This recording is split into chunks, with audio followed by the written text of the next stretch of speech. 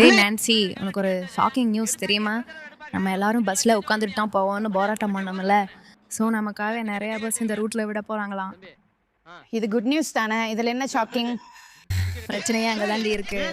ஒவ்வொரு சீட்லேயும் வெயிட் மிஷினை இன்டகிரேட் பண்ணியிருக்காங்களா. ஸோ நம்ம வெயிட்டுக்கும் சேர்த்து டிக்கெட் எடுக்க வேண்டியது இருக்குமா. இனிமேல் நந்தினி, இலக்கியா எல்லாம் மாட்டினாங்க. ஆமாண்டி, நல்ல வேலை நம்ம 2 பேரும் டெக்ஸ்ட் ஜூம் போய் ஏதோ உடம்பு கொஞ்சம் கம்மி பண்ணி வச்சுருக்கோம்.